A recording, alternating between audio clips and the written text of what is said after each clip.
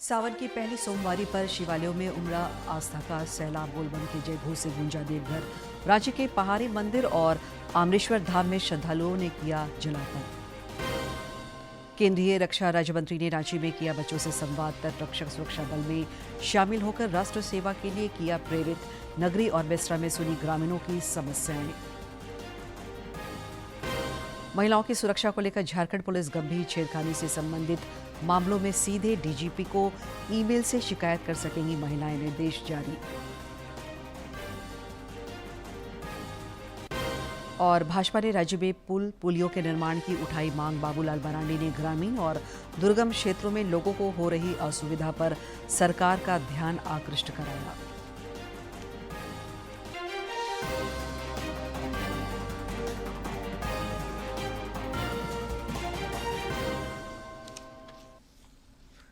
नमस्कार, खबरें झारखंड में आपका स्वागत है। मैं हूं दिव्या और अब समाचार विस्तार से।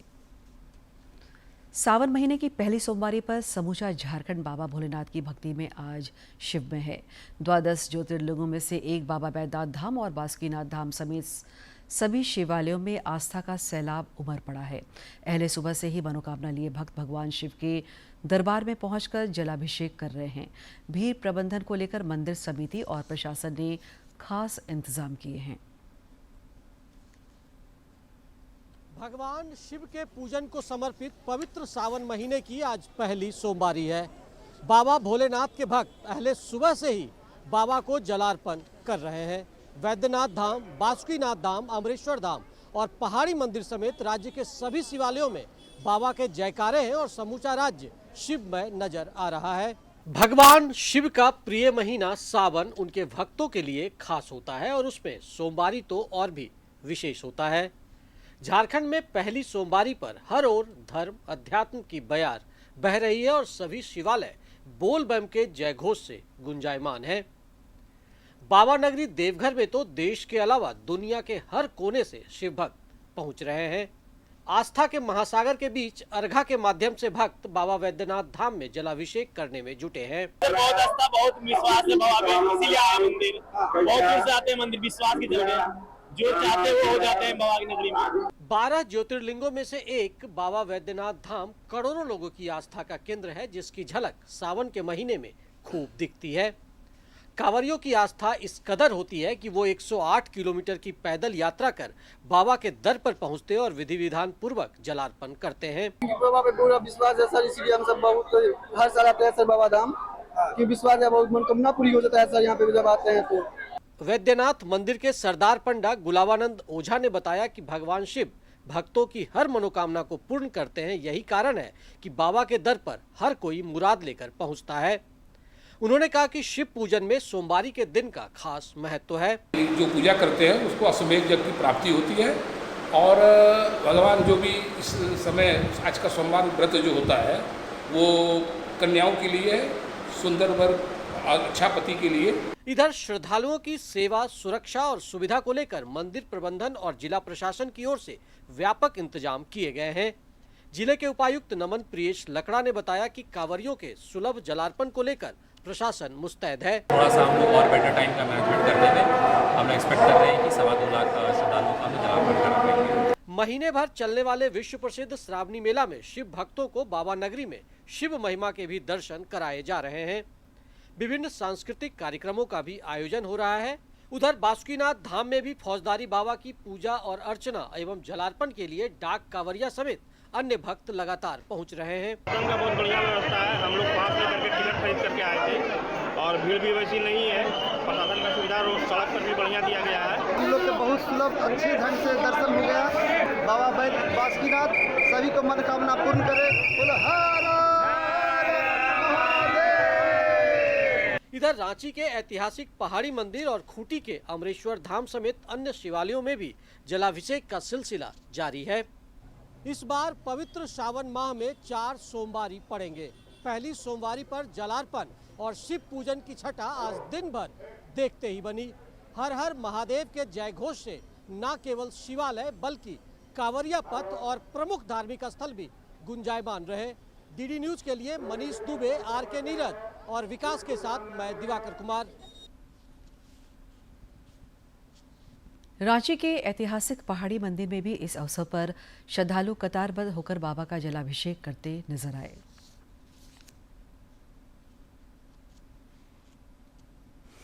पहली सोमवारी है और हम मौजूद हैं रांची के ऐतिहासिक और पावन पवित्र पहाड़ी मंदिर परिसर में, जहां तड़के सुबह से ही भक्तों की भारी भीड़ उमड़ रही है।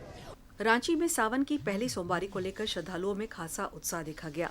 सुबह से ही श्रद्धालु पहाड़ी मंदिर में भगवान शंकर की पूजा को लेकर ललायित दिखे और शिव आराधना की। पूजा करने पहुंचे युवती ने कहा कि भगवान शंकर की पूजा से उनमें सकारात्मक ऊर्जा का संचार हुआ है।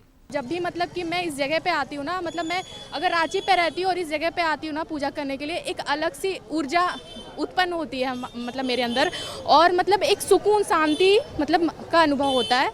वहीं पूजा करने आए श्रद्धालुओं ने कहा कि भगवान शंकर का स्वरूप अद्भुत और सुंदर है। उन्होंने कहा कि पूरी श्रद्धा के साथ भगवान शंकर की आराधना और जलाभिषेक कर उन्हें अत्यंत सुख की अनुभूति हुई।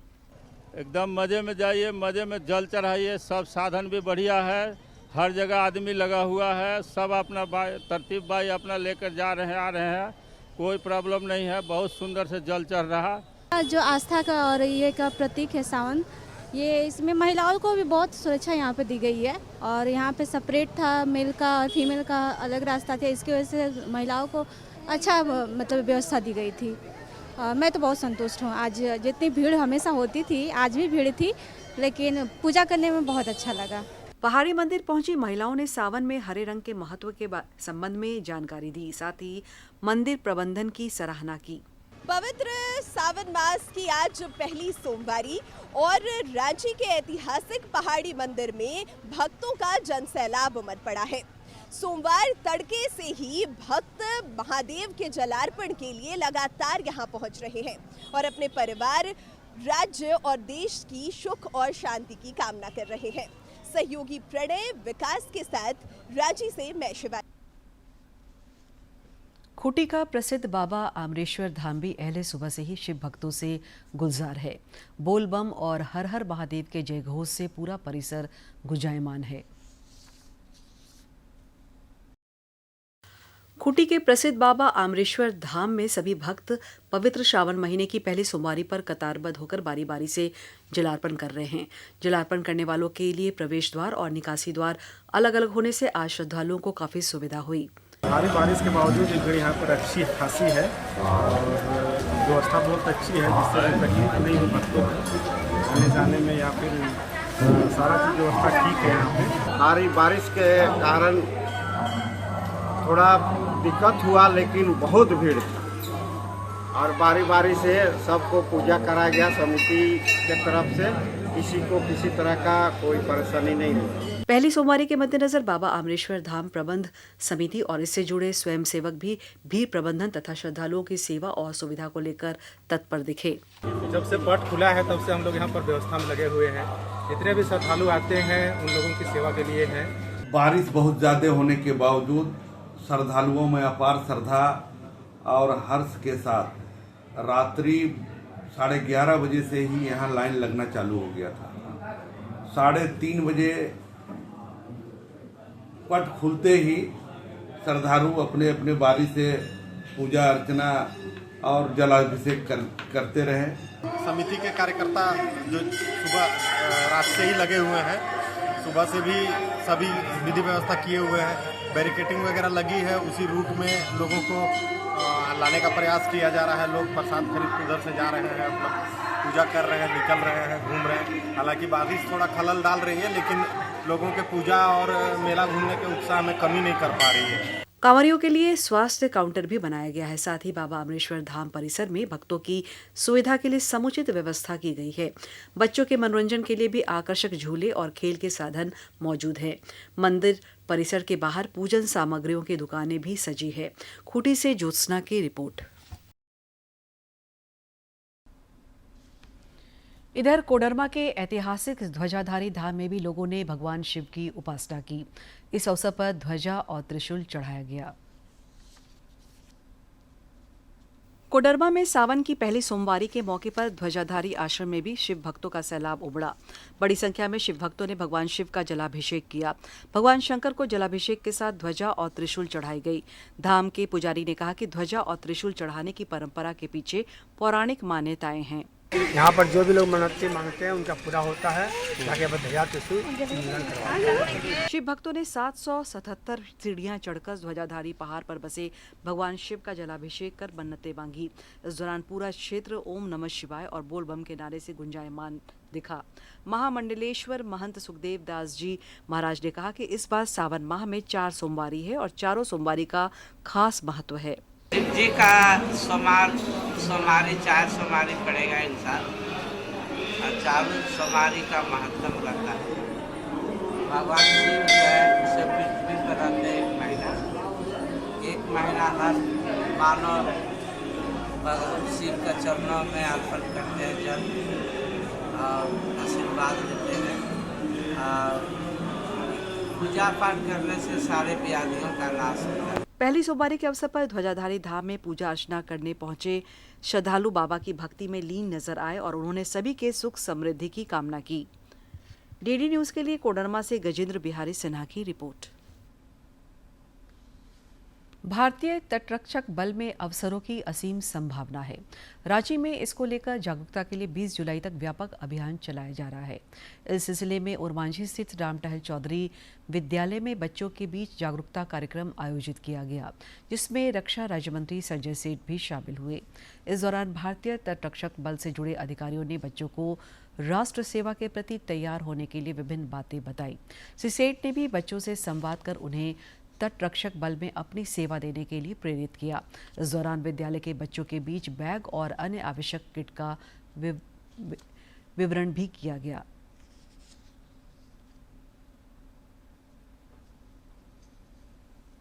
रक्षा मंत्रालय की ओर से देश भर में जारी जागरूकता अभियान की इस कड़ी में भारतीय तटरक्षक बल इंडियन कोस्ट गार्ड की ओर से रांची के एसएस मेमोरियल कॉलेज में भी युवाओं के साथ संवाद कार्यक्रम आयोजित किया गया।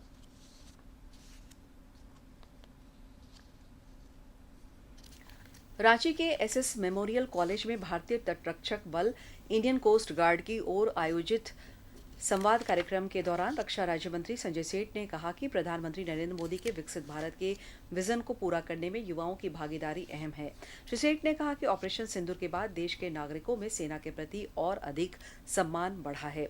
रक्षा राज्य मंत्री ने युवाओं को सेना से जुड़ने के लिए प्रेरित भी किया। ऑपरेशन सिंदूर के बाद जो पूरे देश का वातावरण बना है, हर कोई भारतीय सेना को सैल्यूट कर रहा है और अपना फ्यूचर देख रहा है भारतीय सेना में। और आज और बच्चे गार्जियन भी चाहते हैं कि मेरा बच्चा भी उसका पार्ट बने, माँ भारती की सेवा करे। इस मौके पर इंडियन कोस्ट गार्ड के प्रधान महानिदेशक रिक्रूटमेंट के एल अरुण ने युवाओं को नियुक्ति प्रक्रिया की जानकारी दी। उन्होंने कहा कि इंडियन कोस्ट गार्ड में अधिकारी समेत कई अन्य पदों पर समय समय बहाली होती है। ऑनलाइन माध्यम से युवा बहाली प्रक्रिया से जुड़ सकते हैं। 8 जुलाई से लेकर 25 जुलाई तक ऑफिसर्स के लिए एप्लीकेशन फॉर्म खुले हैं। वेबसाइट दिखाया हुआ आपके पैम्फलेट में भी है। अनुरोध करता हूं मैक्सिमम बच्चे अप्लाई करें। जो बच्चे दिसंबर 2026 तक ग्रेजुएट हो सकते हैं, वो सारे बच्चे आज अप्लाई कर सकते हैं। इस दौरान इंडियन कोस्ट गार्ड की ओर से ऑडियो विजुअल माध्यम से बल के बारे में जानकारी दी गई। मौके पर मौजूद युवाओं ने जागरूकता कार्यक्रम के आयोजन को सराहा और इंडियन कोस्ट गार्ड में काफी रुचि दिखाई। हम लोगों को मोटिवेट किए कि किस तरह हमें इंडियन कोस्ट गार्ड में ज्वाइन करना चाहिए और वहाँ के बड़े बड़े ऑफिसर्स भी आए और हम लोग को मोटिवेट किए कि किस तरह हमें वहाँ पर ज्वाइन करने की ज़रूरत है। कोस्ट गार्ड रक्षा ये मंत्री से हम लोग मिले एंड बहुत अच्छे से हम लोग को समझाया गया, प्रोत्साहित किया गया एंड हम लोग को बताया गया कि कैसे क्या करना है, आगे में क्या फ्यूचर इन गोल हम लोग को करना है। रांची के 50 शैक्षणिक संस्थानों में इस तरह के जागरूकता कार्यक्रम 20 जुलाई तक आयोजित किए जाएंगे। रांची से करमवीर की रिपोर्ट। इधर रांची जिला के युवाओं को सेना में शामिल होने का सुनहरा अवसर है। इस वर्ष 22 अगस्त से 4 सितंबर के बीच रांची के खेलगांव में सेना भर्ती रैली का आयोजन होगा। इस सिलसिले में रांची उपायुक्त मंजूनाथ भजंत्री की अध्यक्षता में बैठक हुई। उपायुक्त ने सेना भर्ती से संबंधित तैयारियों को लेकर आवश्यक दिशा निर्देश दिए। सेना भर्ती के दौरान दलालों से सचेत रहने का भी सुझाव दिया।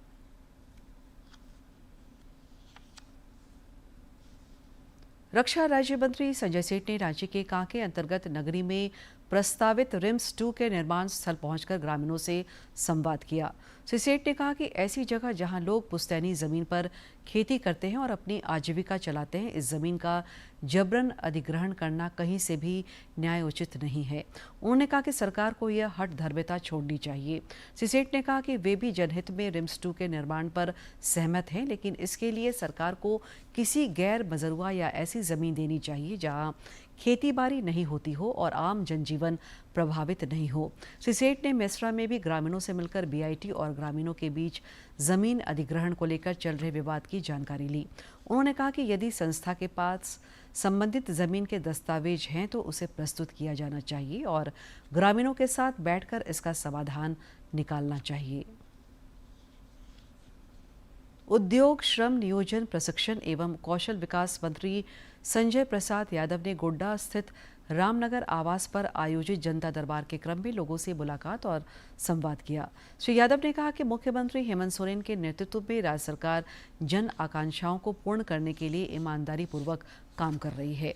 उन्होंने जन समस्याओं के समाधान पर बल देते हुए कहा कि विकास और जन कल्याण को नया आयाम देने के लिए सरकार कृत संकल्पित है।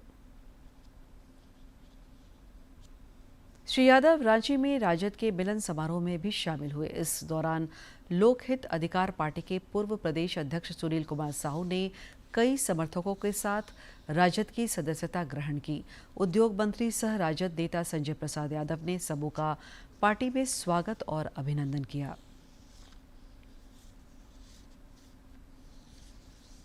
राज्य सरकार डिजिटल तरीके से अपना पूरा काम करने की ओर कदम बढ़ा रही है। इस सिलसिले में आईटी डिपार्टमेंट ने एक्शन प्लान पर काम शुरू किया है। मुख्य सचिव अलका तिवारी ने इसके सफल क्रियान्वयन को लेकर राज्य सरकार के तमाम विभागों के प्रमुखों संग गहन मंथन किया। उन्होंने आईटी डिपार्टमेंट को ई ऑफिस सिस्टम को 100% त्रुटिहीन बनाने का निर्देश दिया। साथ ही इस व्यवस्था को अगले वर्ष जनवरी से पहले पूर्ण करने की हिदायत दी। मुख्य सचिव ने ई ऑफिस स्लाइड के क्रियान्वयन की प्रगति की समीक्षा के दौरान यह भी कहा कि तकनीकी व्यवस्था सुगम हो ताकि अनावश्यक देरी नहीं हो। महिलाओं की सुरक्षा को लेकर झारखंड पुलिस गंभीर नजर आ रही है। अब छेड़खानी से संबंधित शिकायतें महिलाएं सीधे डीजीपी के ईमेल dgp@jhpolice.gov.in पर भेज सकेगी। डीजीपी अनुराग गुप्ता ने कहा है कि बच्चियों और महिलाओं उन्हें सीधे तौर पर शिकायत कर सकती हैं। उन्होंने यह भी कहा कि किसी पद पर भी बैठा व्यक्ति यौन शोषण का मुलजिम पाया जाता है तो उस पर कड़ी कार्रवाई की जाएगी। करना चाहिए, पुलिस अपना काम करेगी तो इस तरह की चीज़ों में कमी आएगी, घटनाएं कम घटेगी। लोगों को पुलिस के प्रति विश्वास होना चाहिए। प्रधानमंत्री जन आरोग्य योजना आयुष्मान भारत देश के मध्यम वर्गीय और निम्न आय वाले लोगों के स्वस्थ जीवन का आधार बन रहा है। इस योजना की मदद से रांची के आकाश के स्पाइन की मुफ्त सर्जरी संभव हुई है।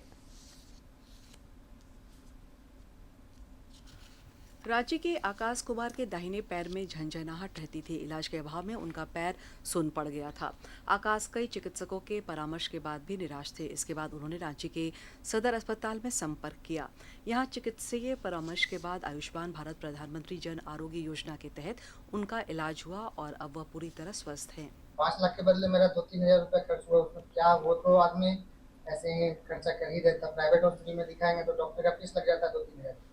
2-3 हज़ार रुपये तो वो लाइबल है, वो हर एक अफोर्डेबल आदमी भी, गरीब से गरीब आदमी भी अफोर्ड कर सकता है। आकाश के स्पाइन की इस जटिल सर्जरी के लिए निजी अस्पतालों ने 5 लाख रुपए से अधिक का खर्च बताया था, लेकिन आयुष्मान भारत का लाभ मिलने से आकाश का निःशुल्क इलाज हुआ। आकाश की मां रीना देवी ने केंद्र सरकार का आभार जताया है। स्मार्ट बहुत अच्छा है, मेरा बेटा के लिए बहुत अच्छा हुआ, अच्छा से सब हो गया, हमारा लिए बहुत अच्छा, गरीब लिए बहुत अच्छा है। रांची के civil surgeon doctor Prabhat Kumar ने कहा है कि सभी जरूरतमंदों को आगे बढ़कर आयुष्मान भारत योजना का लाभ लेना चाहिए। उन्होंने कहा कि रांची सदर अस्पताल में विशेषज्ञ डॉक्टरों की टीम है जो जटिल से जटिल सर्जरी करने में सक्षम है। उन्होंने अन्य लोगों से भी आयुष्मान कार्ड बनाने की अपील की है। आयुष्मान कार्ड बनवाएं तो आयुष्मान कार्ड बनने के बाद सदर अस्पताल रांची में बिल्कुल फ्री ट्रीटमेंट होगा और बहुत हायर लेवल की सर्जरी अभी हो रही है सारे डिपार्टमेंट्स में। केंद्र प्रायोजित आयुष्मान भारत योजना के तहत आकाश का इलाज तो महज एक मानगी मात्र है। इस योजना का लाभ लेकर देश भर के कई मरीजों का निःशुल्क इलाज संभव हो पाया है और कई लोग स्वस्थ जीवन भी जी रहे हैं। डीडी न्यूज के लिए रांची से अवधेश गौतम की रिपोर्ट।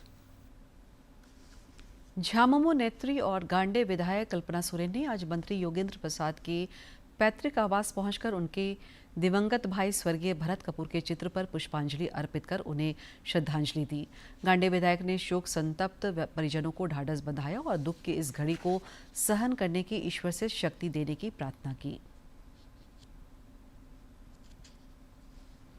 भारतीय अंतरिक्ष यात्री शुभांशु शुक्ला और एक्सिस ओम 4 के अन्य क्रू सदस्य की धरती पर वापसी की प्रक्रिया जारी है। अंतरिक्ष यात्रियों का यह दल कल पृथ्वी पर लौटेगा।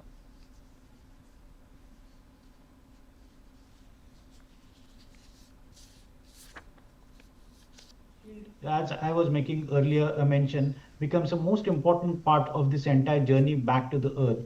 If you recollect the sad demise of Indian origin astronaut Kalpana Chawla, the problem was with the thermal shield only. So there are a lot amount of checks which happen about how the thermal tiles are they in proper place or not, are your communication systems are fully functional or not. So all these checks are continuously happening over there. And why it is taking so much amount of a time, because they are not just checking it once. There are certain amount of protocols where certain things had to be doubly, triply checked. And then only when they are totally confident about it, then only the journey back home will. अंत में मुख्य समाचार एक बार फिर।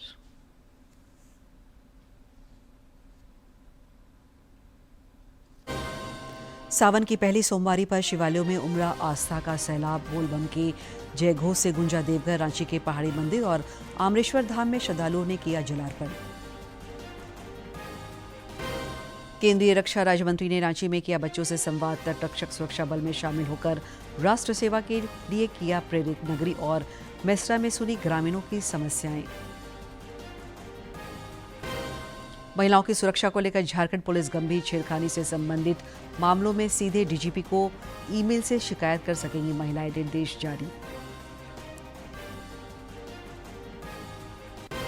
और भाजपा ने राज्य में पुल पुलियों के निर्माण की उठाई मांग। बाबूलाल मरांडी ने ग्रामीण और दुर्गम क्षेत्रों में लोगों को हो रही असुविधा पर सरकार का ध्यान आकृष्ट कराया।